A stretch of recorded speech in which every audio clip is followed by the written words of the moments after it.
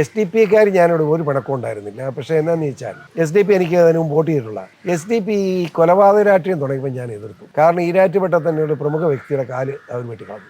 അതോടുകൂടി എനിക്ക് അവരുമായിട്ടുള്ള ബന്ധം ഞാൻ വിച്ഛേദിച്ചു. അതിന് മുമ്പ് അവരുടെ നല്ല ബന്ധം. ഈ കൊലപാതക രാഷ്ട്രീയം ആരാണെന്ന് എനിക്ക് കൂട്ടി നിൽക്കാൻ പറ്റില്ല. അതുകൊണ്ട് മാത്രമുള്ള പണക്കമുള്ളൂ. വ്യക്തിമായ പണക്കമൊന്നുമില്ല. പിന്നെ മുസ്ലിം കമ്മ്യൂണിറ്റി ബ്ലോക്കായിട്ട് എനിക്ക് വോട്ട് ചെയ്തു. വർഗീയത ഇവന്മാർ രണ്ടും കൂടെ ഉണ്ടാക്കിയതാണ്. പാവങ്ങളെല്ലാം തെറ്റിദ്ധരിച്ചു. അങ്ങനെ ആ ഒരു തെറ്റിദ്ധാരണ അടിസ്ഥാനത്തിൽ അതുകൊണ്ട് എന്താ എനിക്കൊരു MLA സ്ഥാനം പോയുള്ളൂ. പക്ഷേ എന്നെ സംബന്ധിച്ചിടത്തോളം എനിക്ക് MLA സ്ഥാനം പോയപ്പോൾ ഈരാറ്റുപേട്ടയ്ക്ക് മാത്രമല്ല മുസ്ലിം സമൂഹത്തിനുണ്ടായ നഷ്ടം എന്താണെന്ന് അവർ കണക്ക് കൂട്ടിക്കോട്ടെ. അപ്പോൾ മനസ്സിലാവും. എന്നെ അനാവശ്യമായി തോൽപ്പിച്ചത് എനിക്ക് വിഷമമില്ല. വർഗീയവാദി എന്ന് മുദ്രകുത്തി എന്നെ പരാജയപ്പെടുത്തതിൽ ഈരാറ്റുപേട്ടയ്ക്കും മുസ്ലിം സമൂഹത്തിനും ഉണ്ടായിട്ട് നഷ്ടം എന്നാന്ന് മുസ്ലിങ്ങൾ ചർച്ച ചെയ്യും. അവർ ചർച്ച ചെയ്താൽ അവർക്ക് വിവരം ഉണ്ടാവും.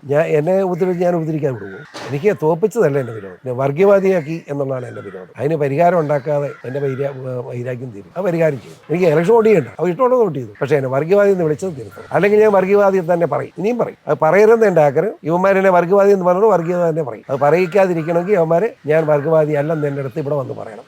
അപ്പോൾ ഞാൻ നിർത്താം.